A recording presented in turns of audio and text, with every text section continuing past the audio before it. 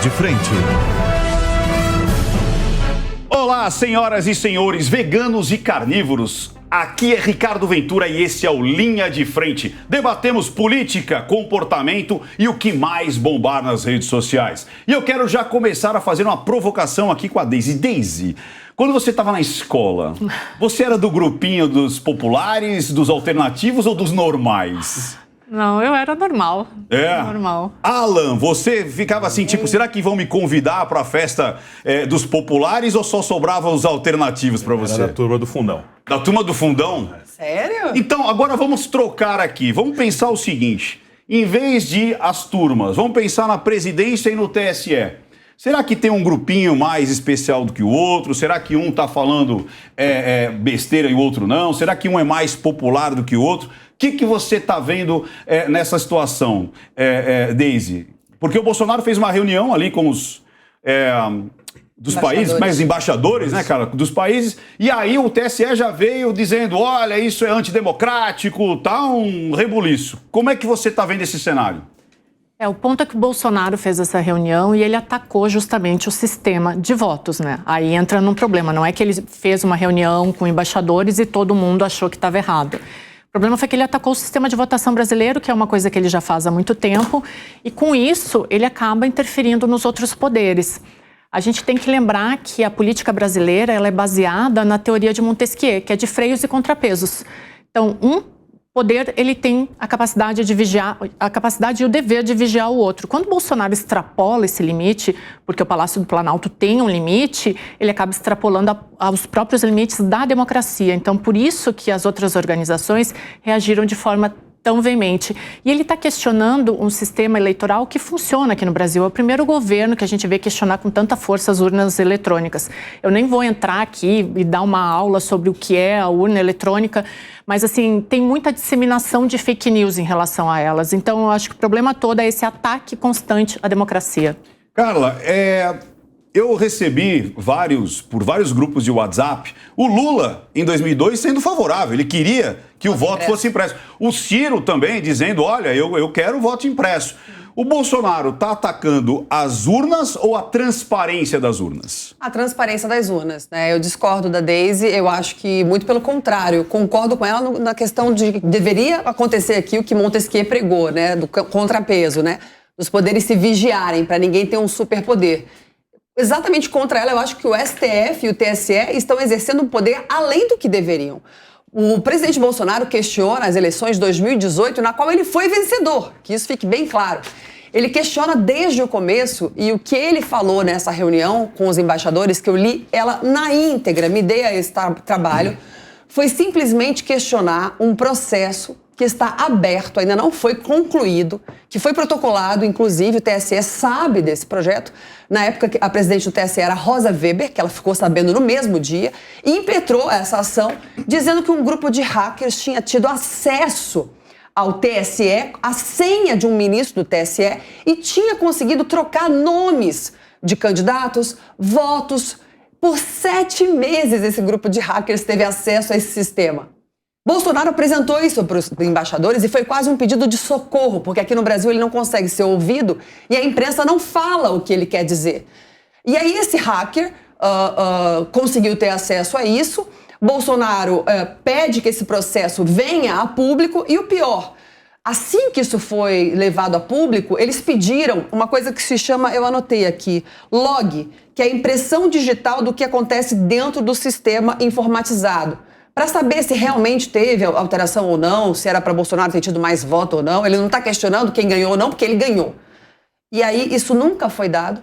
E poderia ter sido dado no exato momento em que foi pedido, nem no dia seguinte. Passaram-se 7 meses e a resposta do TSE foi que os dados tinham sido apagados.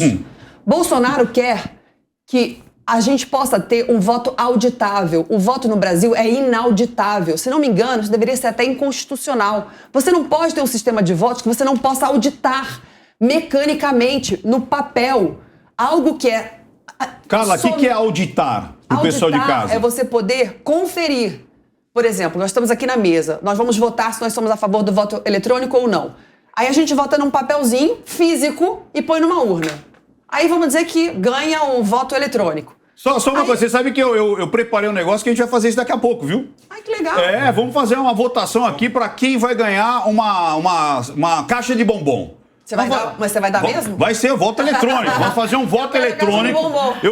Ao vivo. Eu preparei um voto eletrônico. O único que não vai poder votar, coitado, é o Marcelo, que está lá de forma remota, mas ele vai concorrer também à caixa de bombom. O nome dele vai estar também ali na nossa cédula. Mas aí como é que funciona? A contagem. Aí o auditor vem aqui e, tendo o papel, ele consegue ver se os votos foram corretos realmente. Não tendo o papel, sendo pelo celular, e você podendo entrar no celular, como foi provado nesse inquérito que ainda não foi concluído. Detalhe, vamos ver por que não foi concluído esse inquérito? E aí o Bolsonaro está questionando isso. Por que não foi concluído esse inquérito? Por favor, permitam que haja uma forma de se auditar os votos. Detalhe que ele ganhou. E ele está questionando as eleições nas quais ele ganhou. O que tem de antidemocrático nisso? Muito pelo contrário, é muito democrático você poder auditar um voto. Porque as principais economias do mundo não usam esse sistema. Algumas já usaram, como a Alemanha e Reino Unido, e viram que pode realmente ser invadido. Isso não tem nada de antidemocrático, isso é democrático. Eu quero chamar de forma remota agora. Marcelo Sono, você me vê? Você me ouve? Sim, estou vendo maravilhosamente bem. Aproveito e cumprimento a todos. Cumprimento a Jovem Pan, a sua equipe, a todo esse público fantástico que acompanha a Jovem Pan, pela credibilidade que ela tem. Eu já gostei do maravilhosamente bem, porque foi por minha causa. Ele olhou e falou assim, o cara tá maravilhosamente bem, eu já fiquei feliz. Eu vou falar até pra minha mulher, falar assim, me chamaram de maravilhoso. Eu vou chegar em casa hoje e dizer assim, o cara me chamou de maravilhoso, você me chama de cafajeste. Mas, Marcelo, eu quero saber o seguinte, discutir é um ato contra as instituições? Você discutir a lisura, você enxerga como um ato antidemocrático? A tua pergunta vem ao encontro daquilo que, para mim, é o essencial. Primeiro, a democracia, ela não se configura no voto. A democracia, ela, por ser um regime político, ela diz respeito ao grau de participação que a sociedade tem, controlando os seus representantes, que são seus empregados, bem como o grau de participação que ela tem de alguma maneira para participar da governança. Mas, essencialmente, a forma como a sociedade controla os seus governantes. Para controlar os seus governantes, duas coisas são essenciais. A primeira delas, transparência absoluta.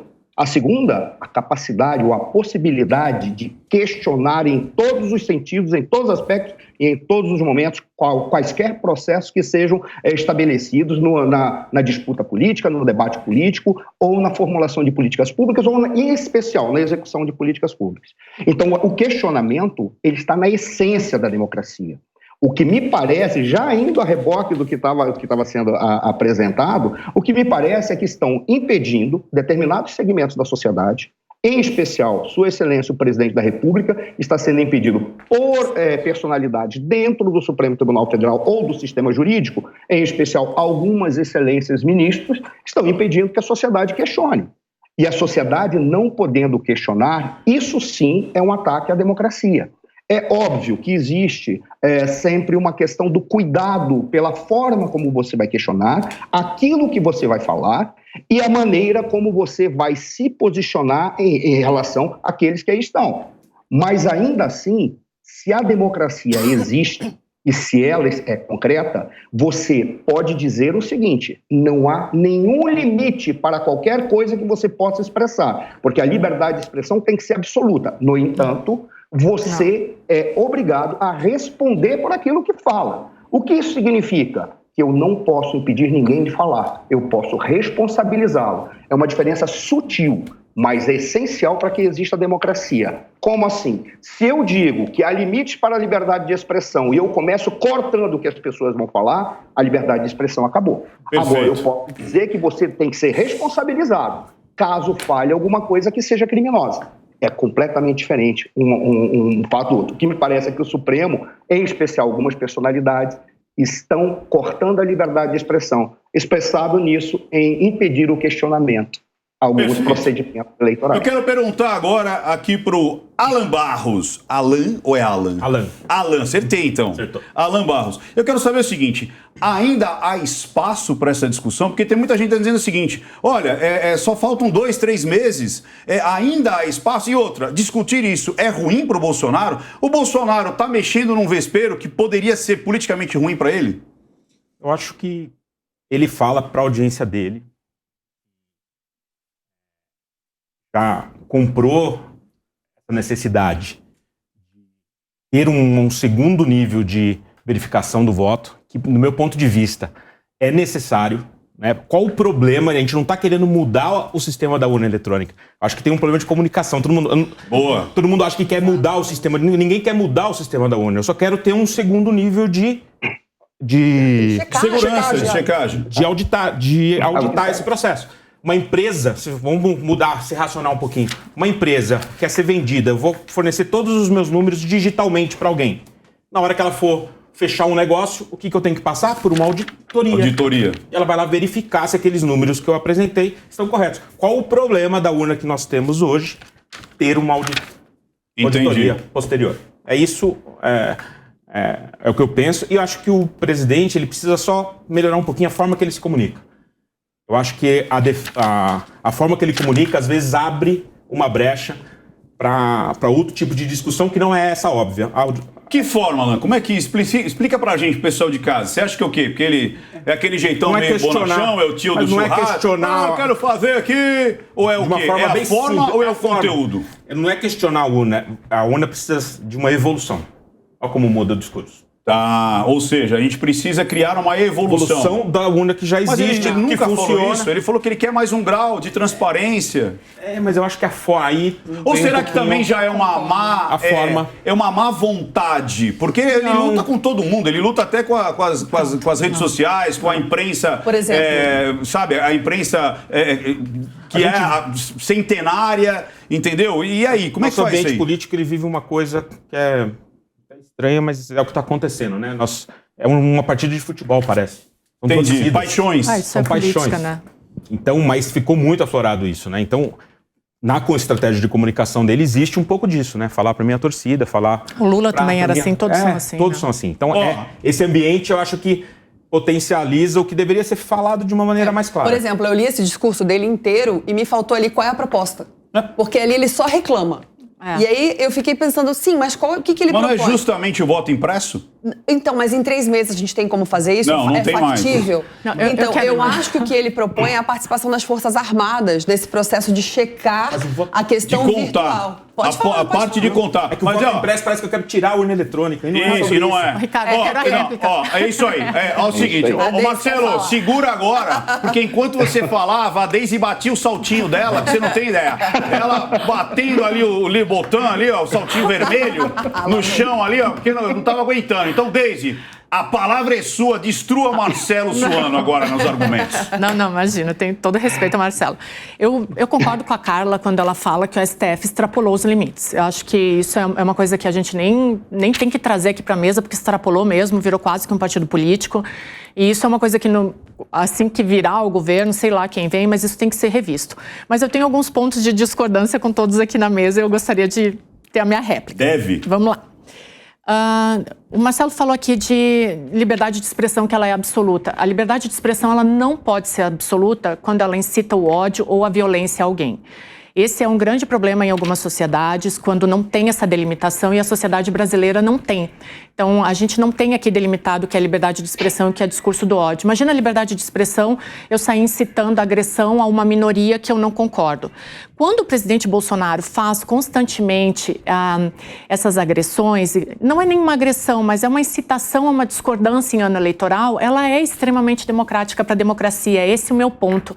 Quando eu digo que ele ataca as instituições, e aí eu vou entrar numa parte que é um pouco acadêmica aqui, mas, gente, eu li todos os discursos do presidente Bolsonaro desde quando ele assumiu na primeira vez como deputado federal até 2018, quando ele se candidatou à presidência da República. Foram 1.519 discursos, mais ou menos. E todos os anos, todos os meses desses discursos que eu li, sempre tem um ataque a alguém, ele sempre tem que ter um inimigo, né? O que eu quero dizer com isso? Agora, dessa vez, ele colocou esse inimigo como o Alexandre de Moraes. E não estou defendendo de forma alguma o Alexandre de Moraes aqui. Não. De novo, concordo com a Carla. A STF virou um partido político, sim.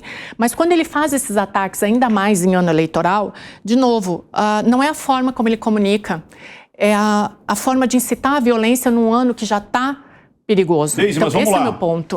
Quem começou a provocação? Alexandre de Moraes ou o Bolsonaro? Mas então, aí Não tem um adulto na sala?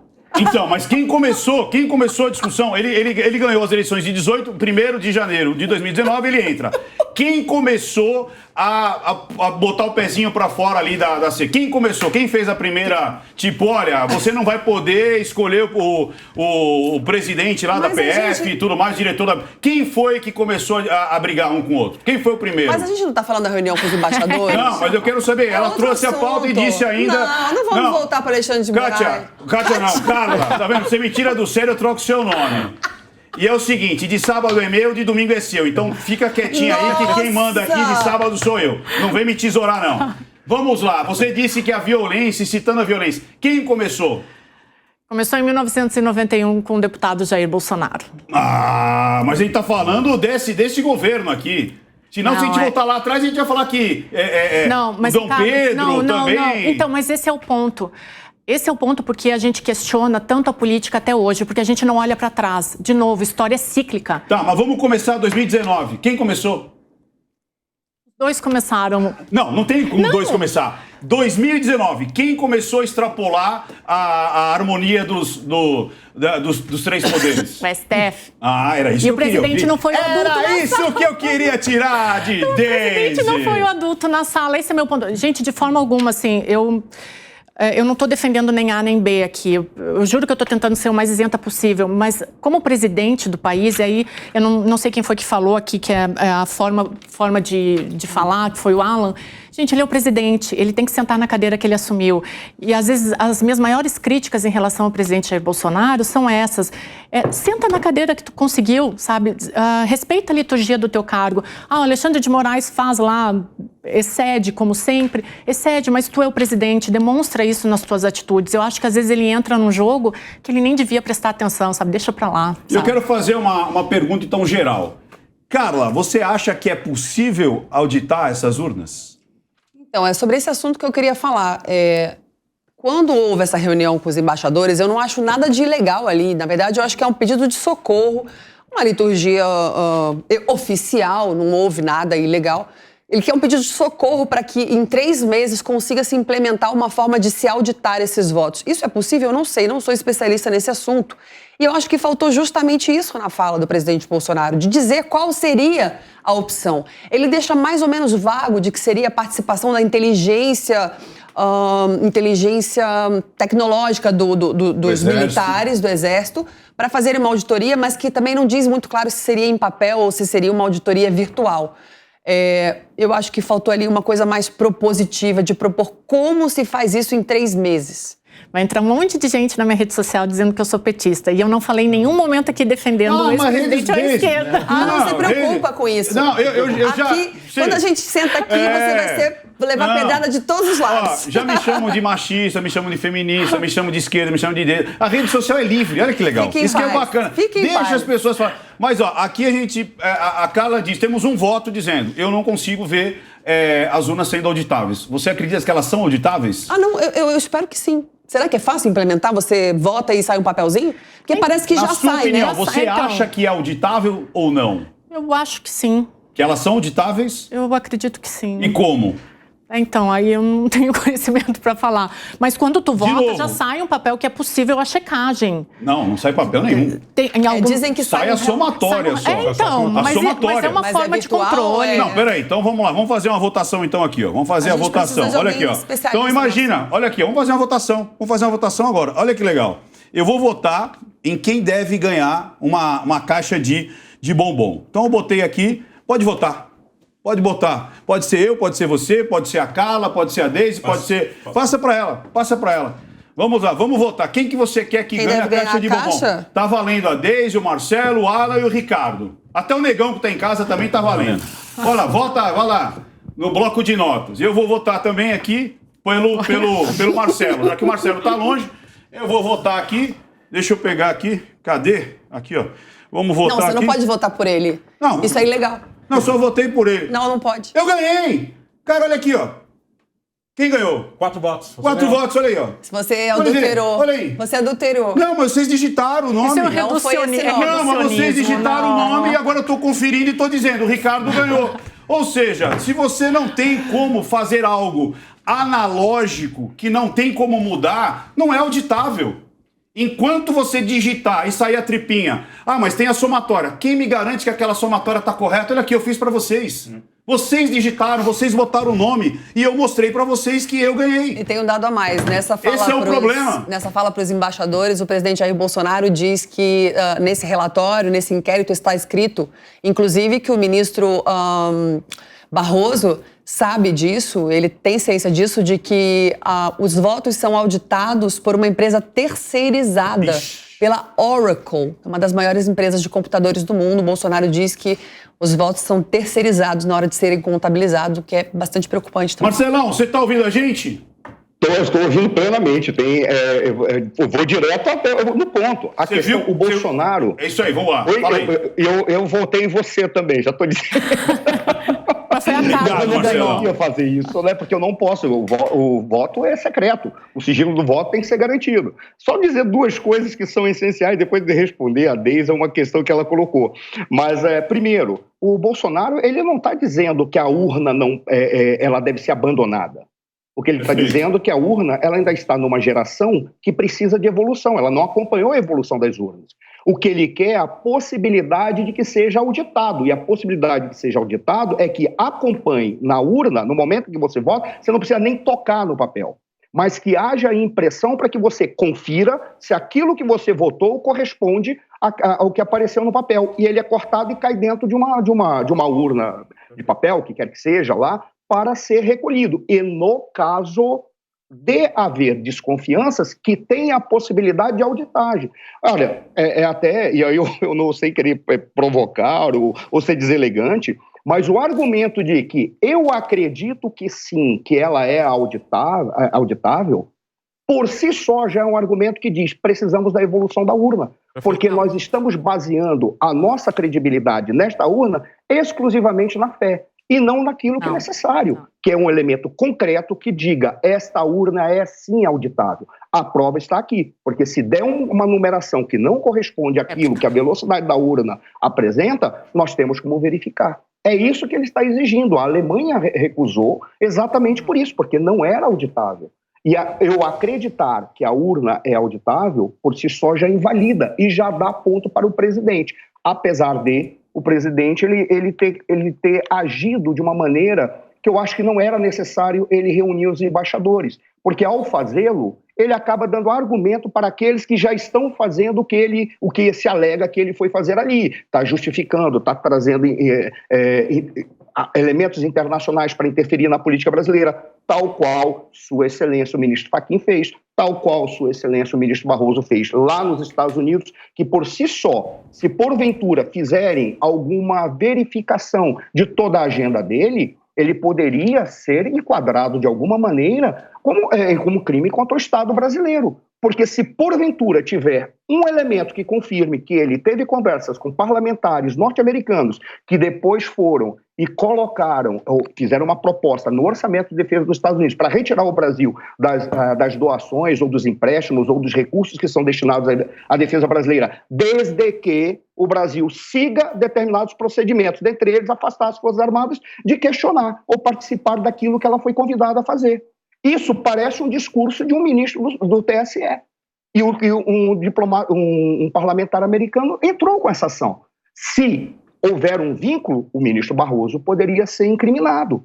Isso deveria ser verificado. Eu quero colocar mais pimenta. Ele não deveria ter feito. Marcelo, eu quero colocar mais pimenta antes da Deise. A Deise tá doida para falar aqui, porque ela quer a réplica da tréplica da sei lá do quê. Eu nem sei mais o nome, da quádrupla. A réplica da tréplica da quádrupla. Vocês já ouviram falar no paradoxo do gato na caixa? Um físico, ele quis explicar o quanto que duas coisas podem estar acontecendo ao mesmo tempo. Então, olha que interessante. Eu vou fazer essa experiência aqui com vocês. Chama Schrödinger, que é o físico, foi inclusive um físico austríaco, que ele dizia que alguma coisa podia estar acontecendo ao mesmo tempo, desde que tivesse um elemento que eu vou contar aqui para vocês. Então, vamos lá. Olha o que ele fez. Imagina que eu coloco aqui um gato dentro de uma caixa. E existe um mecanismo para matar esse gato.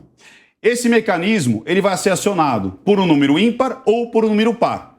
Mas a gente não sabe, só eu sei. Aí eu peço para Deise, o gato está aqui, Existe um mecanismo, tem a tecla 1 e tem a tecla 2. Escolhe a tecla 1 ou a tecla 2, número par ou ímpar. O mecanismo, ele vai matar o gato se for um número par ou ímpar, que eu escolhi. Deu para entender? Aperta a tecla. 1 ou 2, qual que você escolhe? 2. O gato tá morto ou tá vivo? Você decide. O gato, nesse momento, ele está morto e está vivo ao mesmo tempo. Por quê? Porque ninguém sabe.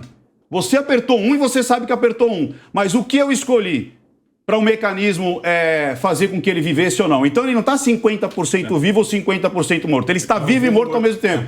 O que vai mudar a realidade? O observador.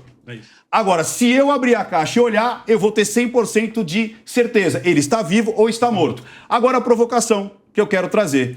O TSE trouxe 8 novos observadores aqui do Brasil para observar a caixa.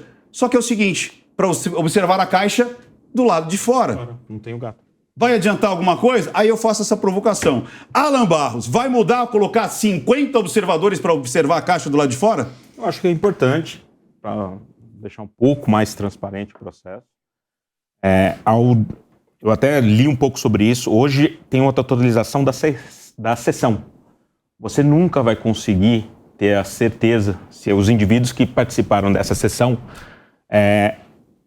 totalizaram aqueles votos. Esse para mim é o que me deixa um pouco angustiado, da gente não conseguir ter essa certeza da totalização dos votos. E quando você confia 100% no ambiente digital para fazer isso, sem uma checagem, realmente deixa muita dúvida no ar. Carla. Oi, querido. E aí? Querido com I. Vamos lá. O próprio ministro Fachin disse que vai trazer mais de 100 observadores internacionais para acompanharem as eleições. Para observar o quê?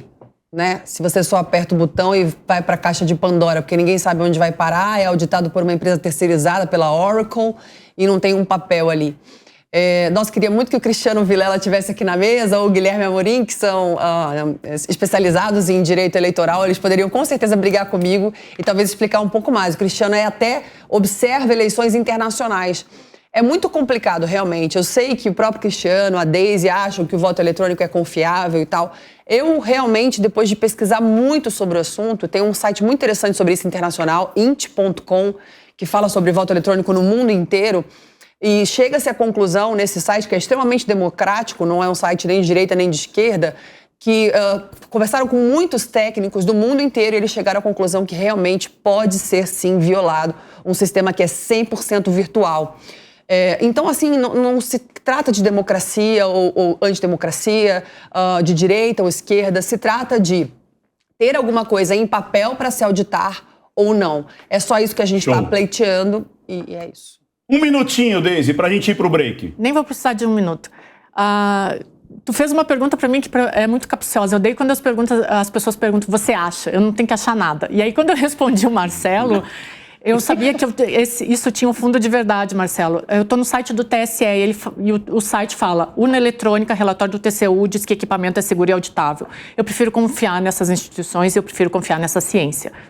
Aí entra a minha opinião, eu prefiro confiar no que está no site do TSE. Eu acho que quem deveria confiar é o povo brasileiro. Então, já que é transparente, explica para o povo brasileiro como isso é transparente. O problema é esse, porque o povo até agora não entendeu como realmente pode ser editável. Por isso que a gente está em dúvida. Eu costumo dizer que, basicamente, tudo na nossa vida envolve uma negociação. E, sem dúvida, entender como funciona a linguagem silenciosa aumenta muito a sua performance, principalmente quando falamos de vendas. Afinal, é através das vendas que o dinheiro entra no nosso bolso.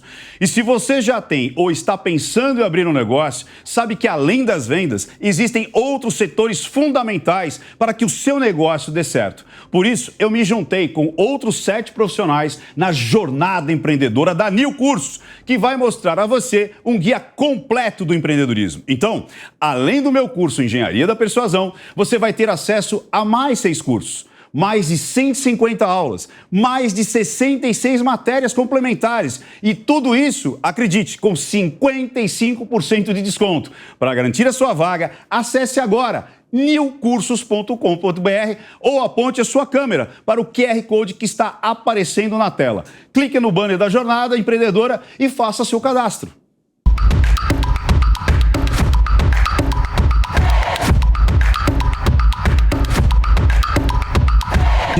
grande sonho para materializar aquilo que meu coração tanto desejava. Jornada Empreendedora na Nil Cursos. A jornada que tem como destino final o sucesso do negócio que você sempre sonhou em ter. Você quer construir um negócio de sucesso, vender na raiz. Resultados com um novo modelo mental. A construir o sonho que vocês tanto desejam. Aulas no seu ritmo e na sua necessidade. Precisa trabalhar com excelência. 8 dos melhores profissionais do Brasil unidos em um compilado com os principais pontos do empreendedorismo.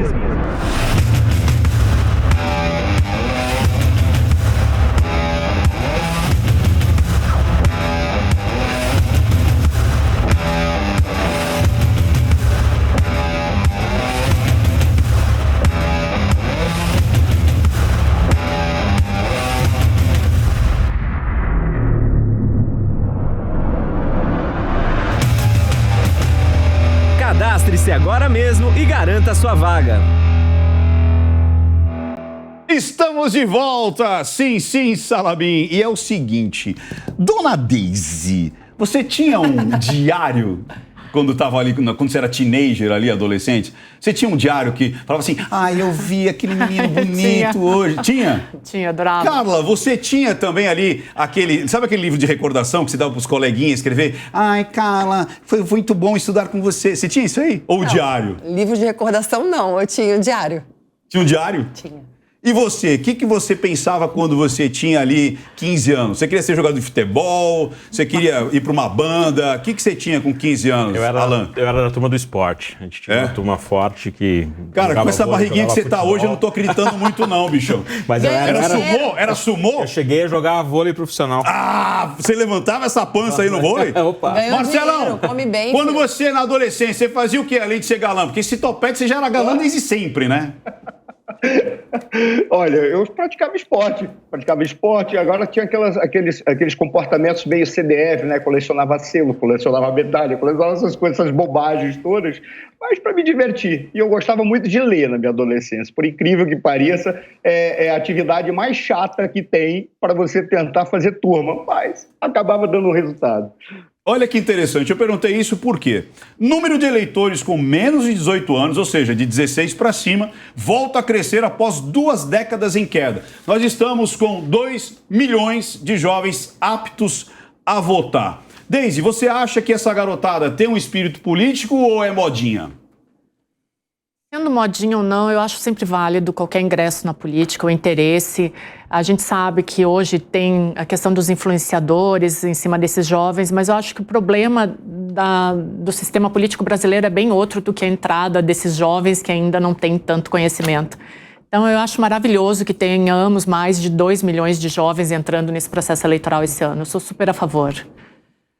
Carla! Oi. E aí? Você acha que... Quer que eu fale mesmo? Quero que você fale, porque eu quero conflito nessa mesa. Tem certeza? Claro, eu quero conflito. Você acha que realmente, cara, o jovenzinho lá acordou de manhã, coçou os olhos ramelento e falou, eu vou tirar o título. Ou foi a Anitta que falou, vamos lá fazer um negoção e não sei o quê, vamos quicar a bunda no chão e vamos votar. O que você acha que foi? Meu Deus, Ricardo. A gente discutiu sobre isso no último programa aqui no Linha de Frente. A Anitta, quando fez a campanha, mais de 40 mil jovens foram tirar o título. Realmente cresceu bastante o número de jovens depois das propagandas todas. Eu acho extremamente preocupante pessoas de 16 e 17 anos votarem, que é algo que muda as nossas vidas. Os deputados deveriam nos representar no Congresso Nacional e muitos fazem uma verdadeira lambança. Eu acho que com 16 anos você não se sustenta, você não tem a menor ideia sobre o que é o governo, sobre como os meandros da economia e das regras que os governos impõem para a gente têm influência na nossa vida.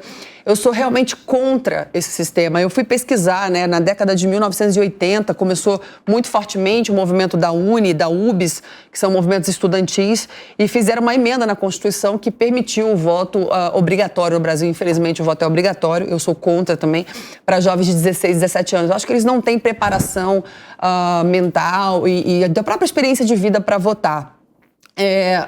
Nos Estados Unidos, só se vota a partir de 18 anos e se pode dirigir com 16. Olha que coisa interessante e intrigante, né? Ou seja, eles dizem que você é capaz de fazer uma coisa mecânica, mas não capaz de decidir o futuro de uma nação com 16 anos. Aí eu jogo a bola para a mesa.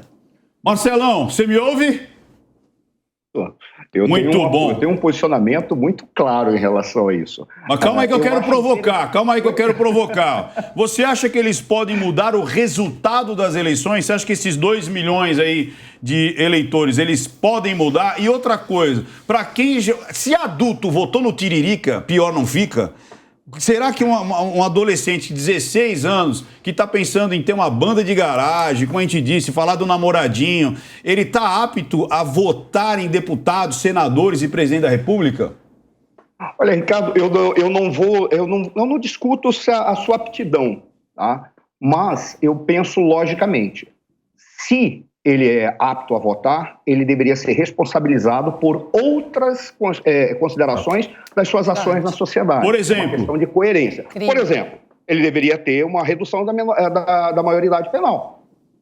Por quê? Por exemplo, eu vi em Brasília, quando eu trabalhava em Brasília, aquele caso de uma moça de 17 anos que pegou o táxi, colocou a arma na nuca do taxista e deu um tiro nele. Deixou uma família órfã, com 2 crianças e mais uma terceira no ventre da mãe. E ali ela não foi responsabilizada adequadamente. Por quê? Porque ela era menor, ela só tinha apenas 17 anos. Então a questão é, se você vai dar uma responsabilidade com este peso para um jovem, porque ele está decidindo o futuro de uma nação, ele pode estar simplesmente escolhendo o indivíduo que vai nos destruir ou nos salvar. Mas é um elemento, um ponto de reflexão que você tem que observar se ele realmente está dentro de um critério em que haja uma formação adequada, uma formação política adequada. Esse é o segundo ponto. O primeiro ele tem que ser responsabilizado por outras coisas, já que ele tem esse direito de votar. E o segundo, a sua formação política é adequada no mundo contemporâneo? E quando eu falo de formação política adequada, eu não estou falando de formação ideológica, não é ser pró-Bolsonaro, pró-Lula, pró-esquerda, não é isso não. Se ele tem condições de entender o funcionamento do nosso sistema político. Olha que coisa curiosa, eu dei uma entrevista para a Assembleia Legislativa exatamente sobre a ideia de colocar aula de sistema político brasileiro nas escolas. Eu disse, interessante, desde que haja duas perspectivas para explicar o que é o sistema político brasileiro. Ora, ele não sabe, então ele segue a reboque, esse jovem, daqueles ídolos que ele tem, que muitas vezes não são indivíduos que têm muita capacidade de entender a nossa sociedade, menos ainda o nosso sistema político. Por exemplo, quando a Deise falou a respeito do sistema brasileiro e do sistema de pesos e contrapesos, nós temos um sistema de pesos e contrapesos que é totalmente desestruturado. Por quê? Porque nós temos um sistema político chamado de presidencialismo e coalizão que foi formulado para fracassar. Ele não tem como funcionar e gera exatamente o que nós temos. Parlamentares com baixo nível de representação, estou falando nem baixo nível intelectual, hein? Falando baixo nível de representação, não representam muita coisa, e poderes que ao invés de se contrabalançarem, eles interferem um no outro, como se algum deles estivesse pedindo a todo momento um quarto poder, que seria um poder moderador. Mas o poder moderador, se existisse, não poderia ser um poder eleito politicamente. Ele teria que ser da própria estrutura do sistema político brasileiro. Ou seja, quando nós olhamos, o jovem entende isso? Não. Quais são as decisões que ele vai tomar? Ele vai votar em função de uma pessoa por quem ele tem uma certa admiração, uma paixão, e ele está na plenitude do seu fogo. Então ele vai votar em quem toca fogo. Eu quero perguntar isso para o Alan Barros, que está aqui do meu lado. Você acha que esse recorde aí de jovens aí aptos para votar partiu da família, partiu da escola ou partiu do YouTube? Percebeu aí a metáfora, né? Foi uma coisa natural, foi uma coisa onde as famílias começaram a ser mais politizadas, a gente viu que o Brasil está se politizando, ou foi por conta do youtuber, do influencer, do MC Calcinha? O que você acha que aconteceu para ter essa mudança? Eu acho que é uma somatória das situações, acho que as redes sociais, elas influenciaram demais nisso. Eu acho positivo, eu acho que o direito do voto é importante, mas ele deveria vir seguido de alguns deveres também, né? Sem os deveres, eu acho que fica desequilibrada essa oportunidade do jovem, mas me preocupa muito como que ele se abastece de informação, né? As redes sociais, elas são muito frágeis em trazer uma informação mais consistente para o jovem. Isso me preocupa demais. Mas aí tem um paradoxo, né, Alan? Porque, por exemplo, se a gente falar que a internet, ela realmente tem muita coisa suja, né? Ela tem muita coisa, mas se você tiver um regulador, pronto, virou censura. Porque o que é bom, o que é ruim? O que pode, o que não pode? E aí eu pergunto para Deise. Deise, você acredita que se não fosse obrigado, né, o voto, eu quero, além do jovem, né, vamos falar, eu acho que 2 milhões, para quem ganhou, que nem o Bolsonaro, 58, quase 60 milhões, não é tanta diferença. Nós estamos falando aí de 5%. Eu não sei se 5%, e se todos votarem em um único elemento, vai mudar as eleições. Mas eu quero saber o seguinte, obrigatoriedade, você acha que mudaria a forma do brasileiro votar se o voto não fosse obrigado para todos, não só os jovens, mas para qualquer pessoa? O que você acha como cientista política? Mudaria todo o jogo. Eu concordo com tudo que o Marcelo falou. Dessa vez eu concordo com o Marcelo. Eu acho que se o jovem de 16 anos ele pode votar, ele tem que assumir as responsabilidades dele. Aí eu concordo que é um problema mais geral. Se o voto não fosse obrigatório, com certeza mudaria todo o cenário. Tem algumas pesquisas, eu estava vendo uma pesquisa da Agência Senado de 2 anos atrás, e ela falava que para 80% dos jovens pesquisados, a política é uma coisa suja, corrupta e que é feita por uma elite que não está preocupada com a população, né? Então eu acho que isso já diz muito, assim. Mas aí eu vou dar a minha opinião mesmo. Eu acho que tem que haver uma reforma no sistema educacional. A gente tem um problema que o jovem vai votar, não vai votar, ele não tem discernimento. Mas será que todos nós temos? Né? A gente aqui gosta muito de política, a gente interage, o espectador da Jovem Pan também, mas não é nem todo mundo que vota entende de política. Muitas vezes esse voto ele é decidido na última hora. Eu acho que tem um ponto para a gente pensar, assim, eu deixo, como a Carla falou, eu deixo uma reflexão para a mesa aqui. Quando um palhaço se muda para o palácio, ele não vira rei. O palácio vira um circo. Então o problema não está no circo. Caramba, essa provocação, pelo que entendi, você chamou o Bolsonaro de palhaço? Não. Bom. Eu acho que o problema é na sociedade, é muito maior. Que a gente pode colocar, de repente, o pior não fica, né? A gente pode colocar realmente um palhaço, que o Tiririca realmente era um palhaço de carteirinha e virou um deputado federal. O que é um grande problema nacional. Cara, eu quero perguntar isso pra você. A Deise falou assim, olha, se a escola tivesse... Poxa, a gente tinha moral e cívica. Acabou. Eu estudei num colégio chamado Escola São Teodoro de Nossa Senhora de Sion, lá na Vila Maria. Não, vai vendo. A gente votava. A gente votava, simulava. Tinha o simulado, tinha lá a casinha lá que era da Brahma, né? Tinha até propaganda. Olha, tinha propaganda. E aí tinha os grêmios. E aí eu lembro que um chamava Utopia. Tinha um desfile cívico. Não, mas vai vendo. E ali a gente começou a aprender o quanto que o falar era diferente do fazer. Porque todo ano o Grêmio falava assim, nós vamos ter lugar pra botar bicicleta. A gente falava, vai ter show de rock. Aí eles ganhavam. Aí não acontecia nada. E aí, Carla, você acredita que a gente ter moral e cívica, a gente ter simulados de votação para o Grêmio Estudantil, vai despertar ou... Comigo, eu ganhava e fazia, porque eu fui candidata... Então conta aí, nós queremos saber! Eu fui candidata desde a escola, sempre fui representante de turma e fazia e era reeleita, eu era um sucesso. Tanto na escola quanto na faculdade. Então, mas isso mudou a sua vida? Mudou a galerinha? Eu sou extremamente preocupada com política. Acabei de me formar no Renova Brasil, que é um curso de política no Brasil. Estou fazendo agora uma pós-graduação em Direito Constitucional, para cada vez me embasar melhor para falar. A política, ela é fundamental na nossa vida porque ela rege tudo. Quanto a gente paga de imposto. Na pandemia, eu sempre falo isso, a gente viu bem claro porque não precisava votar, então as coisas tinham que ser determinadas automaticamente, né? Porque geralmente tem licitação, tem voto na Câmara. Então, assim, fechou o comércio, aí você viu quem você votou decidiu fechar comércio. Ou seja, você votou bem. Vacina obrigatória, você votou bem. Fecha as escolas, você votou bem? Ali ficou muito claro de que quem você escolhe determina a sua vida, determina a vida dos seus filhos. Existe um projeto de lei protocolado pela deputada Renata Abreu, do Podemos, que quer instituir educação política nas escolas e está parado no Congresso, não é votado. Porque eles não querem que as pessoas saibam. Porque a sabedoria gera liberdade. Quanto mais você conhece as coisas, mais você luta pelos seus direitos.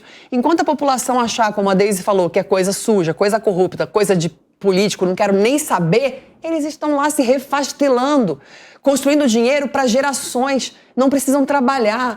O que rola de dinheiro por debaixo dos panos é algo assustador. A gente pode ver um pouquinho na Lava Jato. São bilhões e bilhões de reais que são mandados para fora do Brasil. Tem 20 gerações que não vai precisar trabalhar com o seu dinheiro, meus amores, porque o dinheiro que eles roubam é o nosso, que a gente paga do nosso suadinho imposto. A política é a coisa mais importante do mundo. Perfeito. E, infelizmente, a maioria das pessoas ainda não sabe disso. Tem uma coisa que eu acho engraçado, que assim, por mais que a gente fala, e eu sempre bato nessa tecla, o governo não tem dinheiro, o governo não produz dinheiro, ele toma teu dinheiro através dos impostos. Então qualquer coisa que você compre, mas eu compro no camelô, em algum momento ele vai comprar arroz, em algum momento ele vai comprar feijão, e o lucro dele ele já baseou no que ele vai comprar. Então você está pagando imposto, mesmo não pegando nota, você está pagando imposto. Então, e em média, 50% do que você está pagando é imposto, e está indo para Brasília, está indo para o município, está indo para o governo do estado, que deveria voltar. Então não como é que se fala? Não é um favor, não é um favor, é uma obrigação. Então nós temos uma obrigação de sermos políticos a todo momento, de fazer política. Eu acho engraçado que até outro dia, não vou falar, trabalhou até na casa, mas não vou falar o nome dela, ela dizia assim, a eleição acabou, agora deixa com a gente, nós jornalistas e os políticos. Não, a política é feita pela população. E aí eu quero perguntar pro Alan. Alan, você é casado? Casado. Tem filhos? 2. Idade? 22 e 12. Cara, uma diferença bacana, hein? Bacana. 22 e 12. O 12 foi sem querer? Não. Foi planejado? Bacana isso. E aí, o que você sente? Você tem, praticamente 2 gerações de diferença. Sim. Porque 10 anos é praticamente 2 gerações. Como é que você sente em casa e como é que você sente a garotada que você convive? Eles estão mais politizados ou... A minha filha é extremamente politizada. A filha é qual? 22 ou 12? 22. Tá. E ela estimula muito as amigas a ir buscar informação, a debater o assunto. Então, eu acho que é uma bolha ali. Eu não vejo isso na grande maioria. A gente trabalha com comunicação e infelizmente, a gente vê a grande maioria dos jovens sendo extremamente influenciados pelo que está acontecendo nas redes sociais. Esse aprofundamento que deveria existir desde a escola, não só sobre política, viu, cara? Eu acho que sobre empreendedorismo junto. Com certeza. Boa, né? Concordo. Saber produzir riqueza. A nossa pauta escolar está extremamente atrasada. Política e empreendedorismo deveriam ser as principais matérias para um país que se desenvolvesse de uma forma consistente. Deise, 2 minutinhos para você botar fogo nessa fogueira, botar pólvora nessa combustão.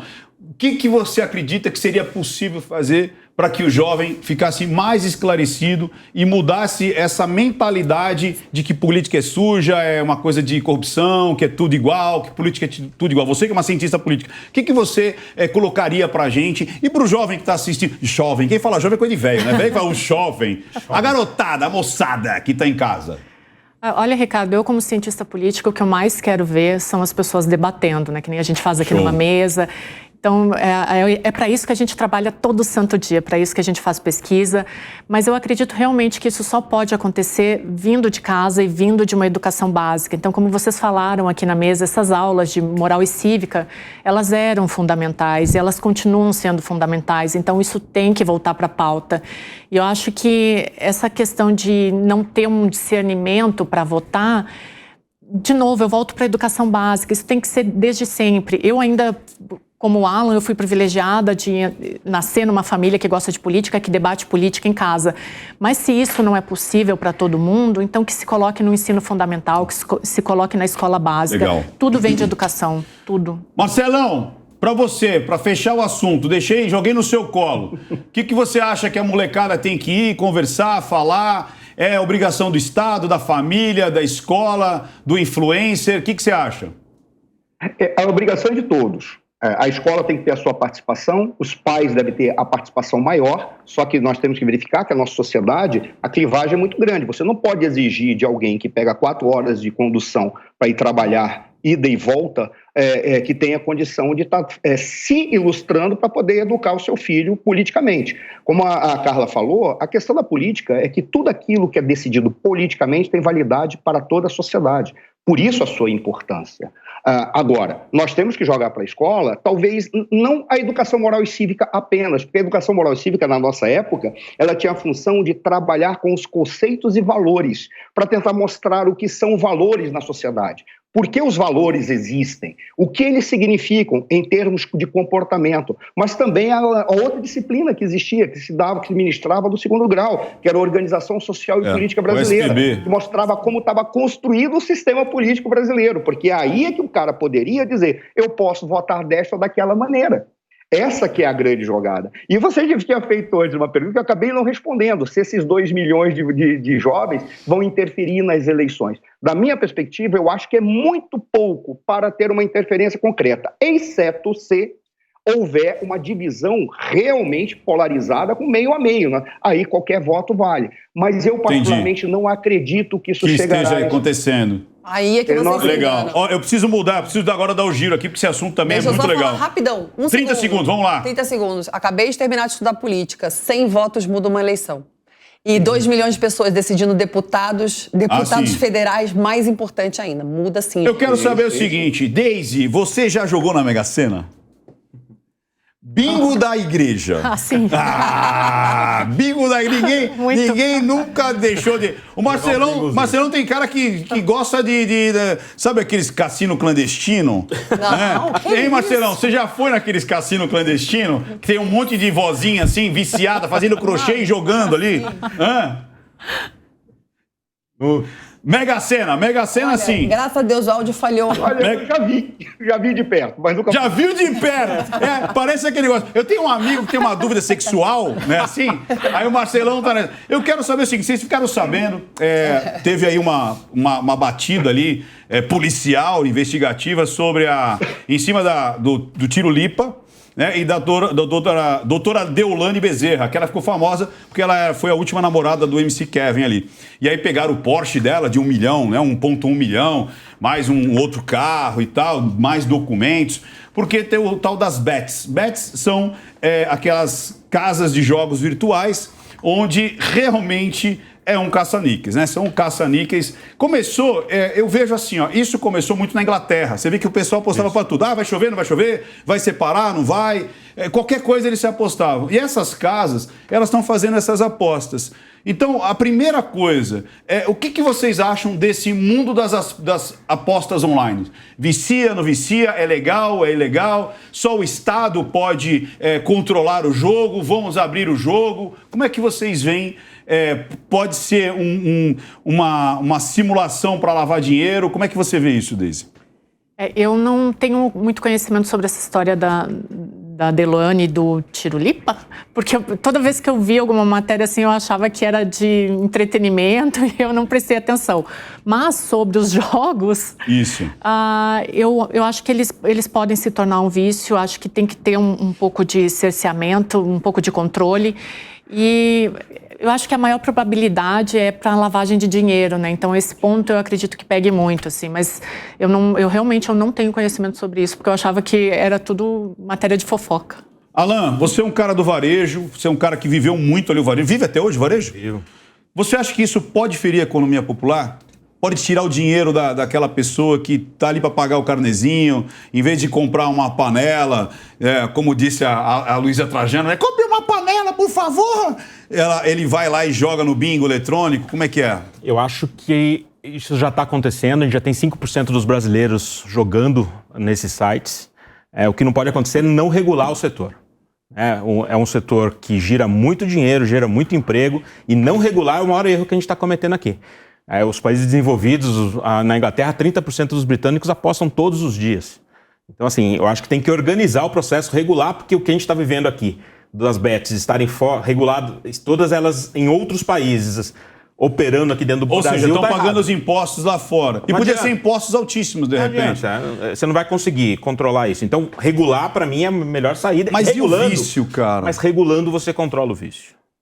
Carla, seguinte, ó, não sei se você lembra, o deputado baiano João Alves, na época do PFL, que ficou conhecido com a célebre desculpa de ter ganho tudo na loteria, 56 vezes o cara ganhou, matematicamente impossível. E ele ganhou na loteria 17 milhões. Você acha que a galera vai poder comprar bilhete, fazer esse toma lá da cá para esquentar dinheiro do tráfico, por exemplo, ou da corrupção? Eu não vou entrar nessa seara, realmente é um assunto que eu não domino, eu prefiro não falar sobre isso, mas toda vez que eu vejo uma propaganda de apostas, principalmente em relação a jogos de futebol, né? Agora, quando você está assistindo um jogo, são 3, 4, 5, 6.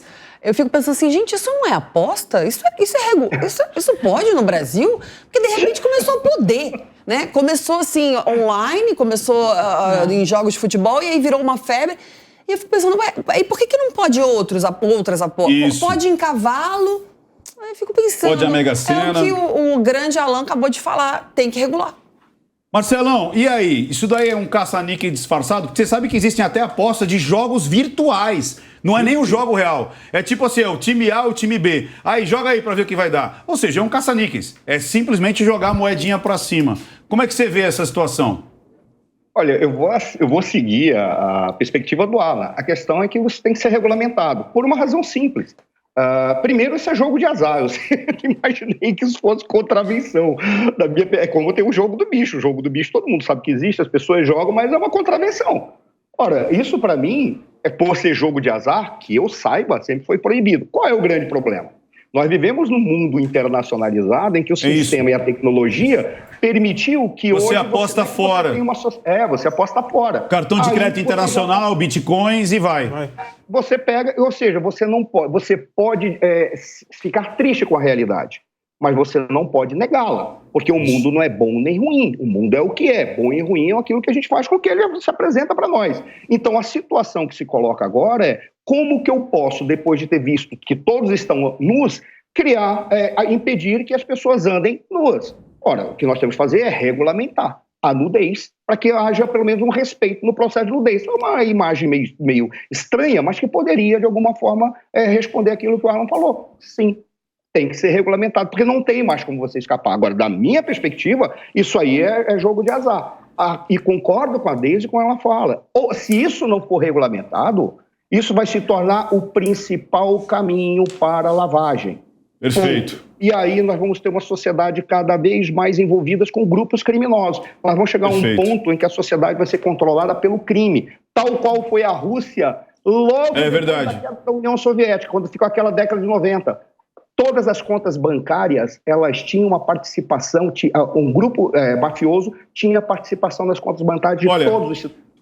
Assim, além dessa parte fiscal, por ser psicanalista, o que me preocupa muito é virar um transtorno obsessivo compulsivo. E os jogos é um pulinho para você entrar, virar uma pessoa com transtorno obsessivo e acabando ali com famílias, acabar com vidas, pessoas se matam, pessoas se prostituem em prol do jogo. É uma coisa que as pessoas não comentam, mas o jogo, ele leva as pessoas à bancarrota. Então tem que tomar muito cuidado, inclusive para ter acesso para as pessoas que queiram sair do vício, conseguirem sair de uma maneira saudável, porque é muito perigoso. E como qualquer vício, demonstrar muito, cara, isso vai acabar com a tua vida, igual do cigarro, você vai pegar câncer, vai falar assim, o jogo vai fazer você quebrar. Pessoal, o Linha de Frente está terminando, passou rápido, né? Muito rápido. Mas te vejo no próximo sábado e comente aqui embaixo no YouTube o que você achou do nosso debate de hoje. Até mais, pessoal!